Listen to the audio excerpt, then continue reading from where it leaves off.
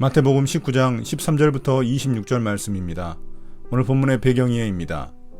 앞단락에서 예수님은 결혼에 대해서 다루셨는데 이번에는 결혼의 열매라고 할 수 있는 어린 아이에 대해서 다루십니다.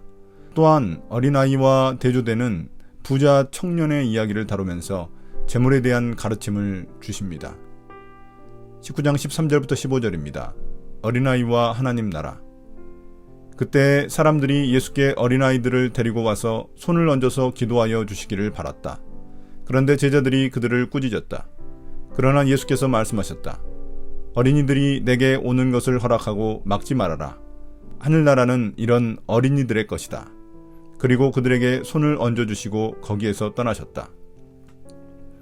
사람들은 자신들의 자녀들을 데려와 예수님께 기도받기를 원했습니다. 그러자 예수님의 제자들은 그 부모들을 꾸짖으며 물리쳤습니다.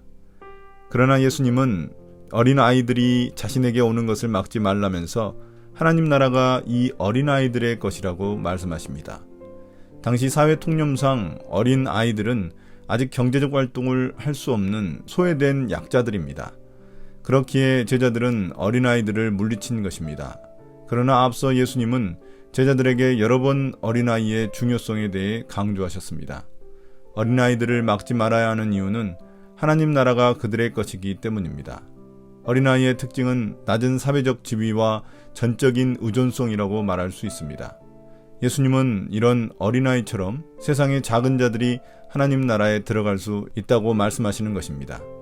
마지막으로 예수님은 어린아이들의 머리에 손을 얹어 축복해 주시고 그 자리를 떠나십니다. 19장 16절부터 22절입니다. 부자 청년 이야기. 그런데 한 사람이 예수께 다가와서 물었다. 선생님, 내가 영원한 생명을 얻으려면 무슨 선한 일을 해야 합니까? 예수께서 그에게 말씀하셨다. 어찌하여 너는 나에게 선한 일을 묻느냐? 선한 분은 한 분이시다.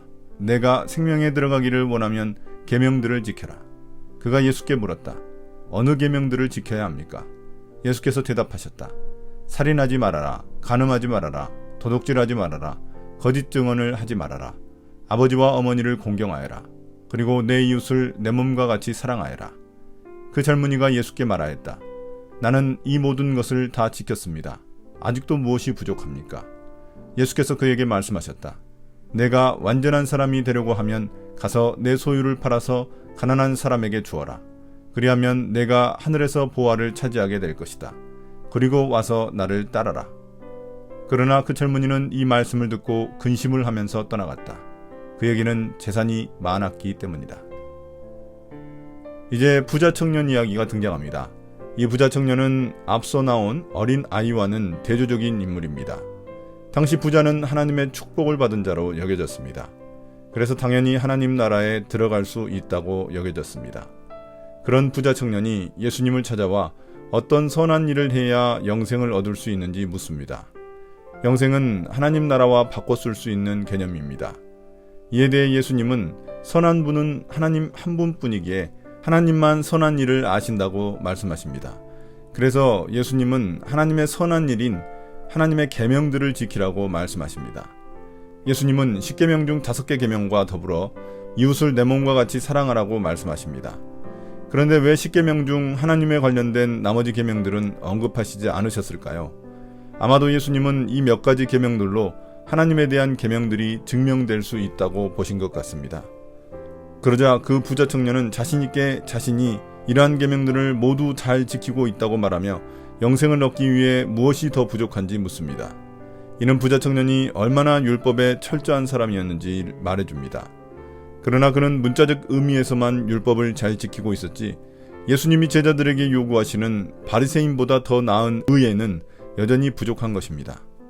아무튼 그가 이렇게 반응하자 예수님은 완전한 사람, 다시 말해서 더 나은 의를 얻으려면 가진 소유를 다 팔아서 가난한 사람에게 나눠주라고 하십니다. 그러면 하나님 나라의 보화를 얻을 수 있을 것이라고 말씀하십니다. 땅의 보화를 버리면 하늘의 보화를 얻는 것입니다. 이는 마치 마태복음 13장에서 모든 소유를 팔아 하나님 나라를 얻은 농부를 연상시킵니다. 모든 소유를 주님께 맡기고 주님을 따르는 제자도를 제시하신 것입니다. 그러나 그 부자 청년은 비유에 등장하는 기쁨에 찬 농부와 달리 예수님의 말씀을 듣고 근심하며 떠났습니다. 그 이유는 그가 많은 재물을 가지고 있었기 때문입니다. 그 당시 사람들은 많은 재물이 하나님의 축복의 결과라고 생각해 하나님 나라에 들어가는데 도움이 될 것이라고 여겼지만 오히려 하나님 나라에 들어가는데 장애물이 된 것입니다. 하나님과 재물을 둘 다 주인으로 섬길 수 없다는 가르침을 주신 것입니다. 19장 23절부터 26절입니다. 하나님 나라와 재물. 예수께서 제자들에게 말씀하셨다. 내가 진정으로 너희에게 말한다. 부자는 하늘나라에 들어가기가 어렵다. 내가 다시 너희에게 말한다. 부자가 하나님 나라에 들어가는 것보다 낙타가 바늘귀에 지나가는 것이 더 쉽다. 제자들이 이 말씀을 듣고 깜짝 놀라서 말하였다. 그러면 누가 구원을 얻을 수 있습니까? 예수께서 그들을 눈여겨보시고 말씀하셨다. 사람은 이 일을 할 수 없으나 하나님은 무슨 일이나 다 하실 수 있다. 부자 청년이 떠난 후 예수님은 제자들에게 재물에 대한 가르침을 주십니다. 예수님은 부자 청년의 예처럼 부자가 하나님 나라에 들어가기 어렵다고 하십니다. 부자는 하나님과 경쟁하는 재물이 있기 때문입니다. 부자는 하나님을 의지하기보다 자신의 재물을 의지합니다. 그러니 부자일수록 더욱 하나님 나라에 들어가기가 어려운 것입니다. 예수님은 이를 좀 더 인상적인 비유를 통해 말씀하십니다. 부자가 하나님 나라에 들어가는 것은 낙타가 바늘길을 통과하는 것보다 어렵다는 것입니다. 바늘구멍을 낙타가 통과한다는 것은 불가능한 일이기에 그만큼 재물이 하나님 나라의 위협적인 장애물이 될 수 있음을 말씀하시는 것입니다. 이에 제자들이 깜짝 놀라서 그러면 누가 구원을 얻을 수 있는지 묻습니다. 예수님의 가르침을 많이 들었지만 제자들은 여전히 하나님 나라 가치에 대한 깨달음이 둔한 것입니다. 예수님은 제자들에게 사람은 할 수 없지만 하나님은 가능하시다며 부자에 대한 일말의 여지를 남겨두십니다. 오늘의 묵상 포인트입니다. 첫 번째, 예수님은 어떤 분입니까? 유대인들은 하나님의 축복을 받아 부자가 된 것이라고 여겨 부자가 하나님 나라에 들어갈 자격이 있다고 생각했습니다. 그러나 예수님은 오히려 재물이 하나님 나라에 들어가는 장애물이 된다고 말씀하십니다. 땅의 소유를 버려야 하늘의 보화를 얻을 수 있다고 말씀하십니다. 재물과 하나님을 동시에 주인으로 섬길 수 없습니다. 두 번째, 나에게 주시는 교훈은 무엇입니까? 당시 사람들은 어린아이들을 하찮고 귀찮은 존재로 여겼지만 예수님은 하나님 나라가 어린아이 같은 사람의 것이라고 말씀하십니다. 하나님 나라는 어린아이처럼 약하고 힘없는 사람들이 환영받는 곳입니다. 스스로 낮아지려 하고 주님을 의존하는 사람이 하나님 나라를 차지할 수 있습니다.